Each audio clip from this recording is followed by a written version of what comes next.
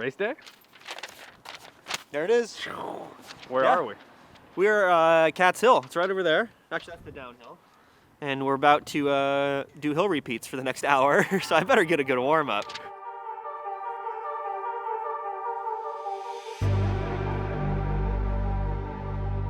So, you know, when you're recovering from a cold, you're not sure about your fitness, and it's like the hardest crit ever.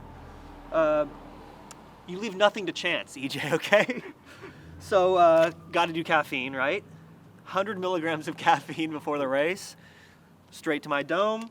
We're gonna do some leg butter. They gave me a bunch of these. I don't know if it works or not, but why not give it a shot? I've tried it before.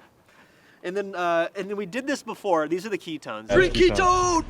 Warning if you get these. They taste like hot garbage. But we took this before Alviso, and EJ and I went one too. Just saying, I don't know if it works or not, but I'm gonna give this another shot. Shout out Ketone for sending these. 20% off, link in the description. Appreciate the sponsorship on this video.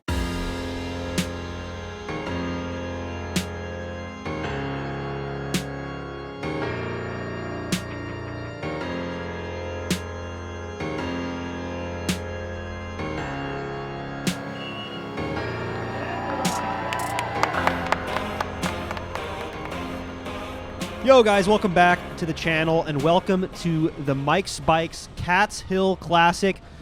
We are turning left into the defining feature of this course, which is of course Cat's Hill here in Los Gatos. This is about a 20% climb, very short in duration, but as you can see it requires close to 1,000 watts to get over each lap.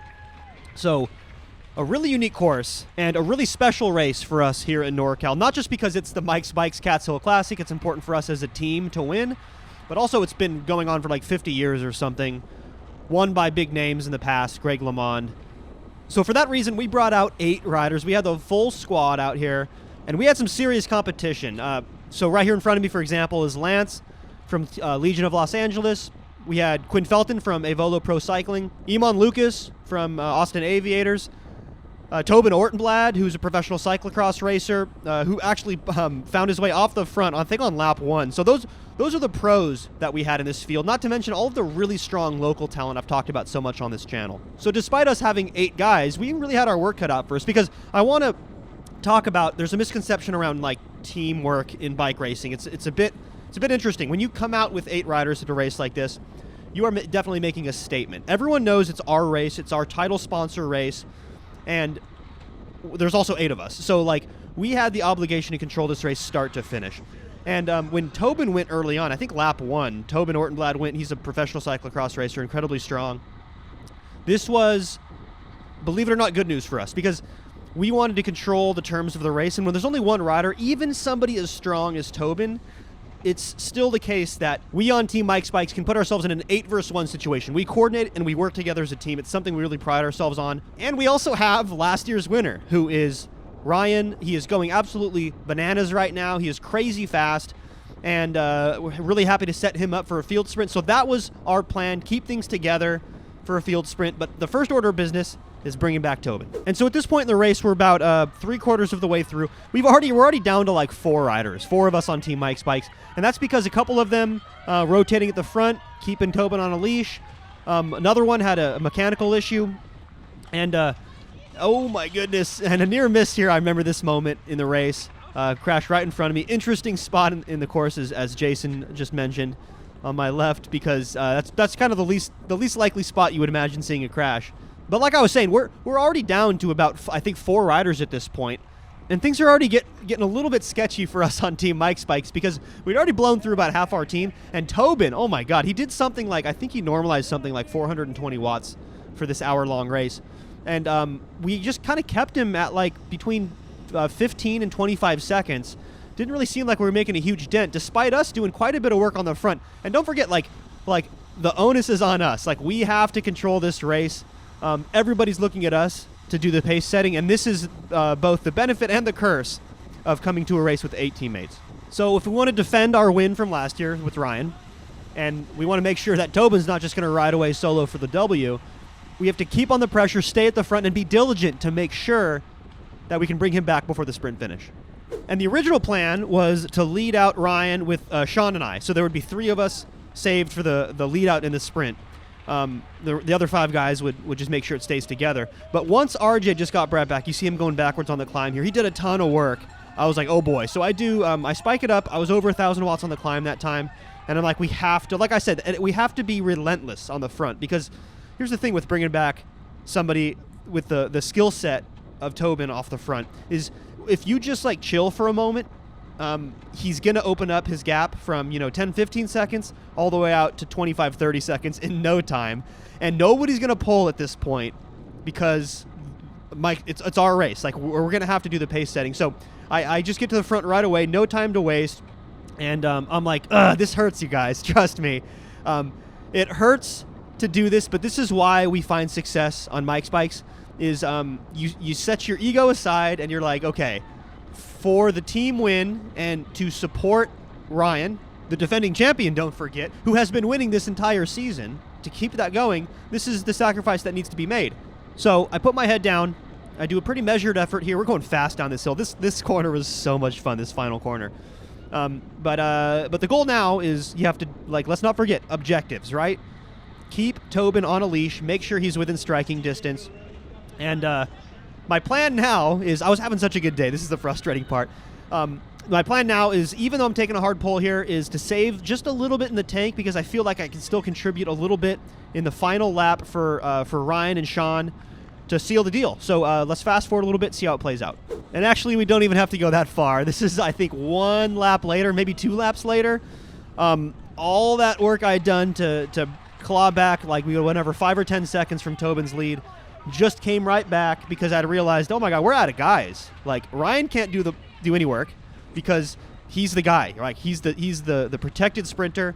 Sean can't do any work because he's the final lead out guy for Ryan. We want to keep him as fresh as possible. So you see I did a hard effort over that climb, and then I get right in front of Ryan. I don't know if the GoPro picks it up, but I tell Ryan, hey, just chill. I saw he was isolated on the front. That is no bueno when your sprinter is isolated on the front. Me usually being in that position, I know that's frustrating. It's like, dude, where are my teammates? There are 8 of us. Where the hell are they? So I got to the front, and this was when I was like, okay, we're 3 kilometers to go. I just need to fall on the sword at this point. And it's something I'm happy to do. It's something that my teammates have done for me in years past without fail. Tobin was on another level today. Props to Tobin. Now his lead, you can see we can't see him anymore. He's not really in striking distance. So I'm just going to empty the tank at this point. And I know that this is my final effort. I knew that after that first effort, it was going to be hard for me to make any more contributions. So this is really it for me now. I'm just going to see how long I can hold, about 400 or 500 watts. And this deep into this race, the amount of power we were doing, I normalized 350-something watts. It's a big effort for me. In years past, I have really struggled to get over that hill, the 30 or so times that we have to do it. I was really happy with where the fitness is at. I had a bit late start to the season, but anyway, I'm rambling now. I'm 175 beats per minute. I'm going to give it one more little rip here. And as we come into this final straightaway into the bottom of this corner, I'm relieved to see that I can finally see Tobin again. He's maybe 5 seconds or so up the road. And I feel really confident at this point with about a lap and a half to go that he's within striking distance, which is good because look at my powers all over the place. I'm definitely seeing cross-eyed. And you can hear Ryan there saying outside. I give him a little bit of space. And I'm completely empty, guys. That's it for me. Job done. The good news is we're only a lap and a half to go, and I slapped a GoPro on young Sean's bike, so let's hop over to his perspective, see how the end of this race plays out.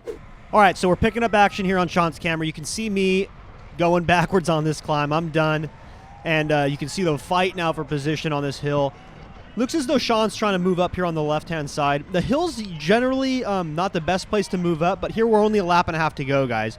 So everyone's trying to get up to the front, but not actually on the front. You can see the absolute fight for position here with just about 2 kilometers left in this race. Right, it looks like Sean's riding in the gravel there for a moment. Yeah, like I said, this is a moment where everyone's trying to get towards the front, but not actually on the front. And unfortunately, things really slow down. 19 miles an hour here. This is like a flat piece of road too, you guys. And this is not looking particularly good. Looking at this footage, kind of what happened in between the 2 big pulls I took are happening right now. But to the rescue on the right, here comes Roman, teammate Roman, back from the dead. What an absolute boss. coming back to the front to give it one final rip here on the front to make sure that Ryan is once again protected, and he's going to be able to save as much energy as he possibly can for the sprint finish. But now it's a battle, and it's all those names we talked about. You can see Avolo in front here. This is Quinn.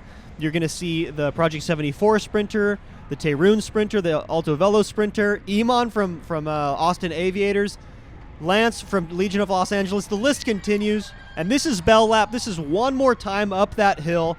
And here's the thing, like, it's so important to be in good position. Sean's a little bit caught out right now, and oh my God, you can see the fight here for Iman's wheel. This field is only down to like maybe 12 riders left. That's generally how the Cats Hill Classic concludes, is just this very reduced field sprint, because it is such a hard-fought criterium. It's unlike any other race on the calendar. And Sean needs to move up because Roman's taking his final pole right now. And after that, people are just going to go absolutely berserk up this final climb. Here's Roman pulling off on the left.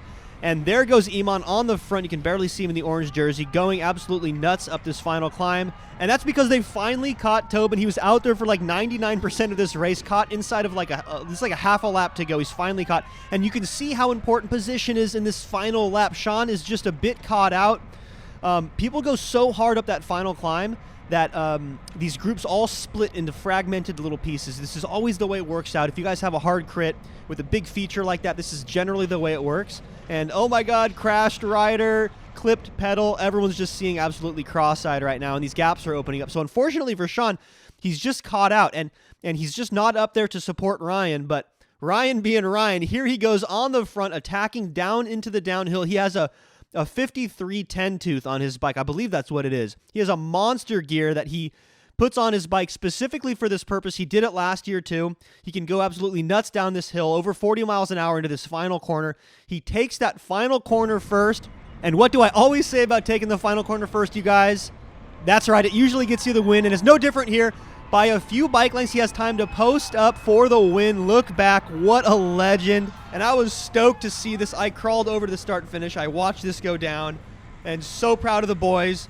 Taking down a W at our home race doesn't get much better than that. It was definitely team effort. Thanks for watching, guys. As always, I'll catch you in the next one.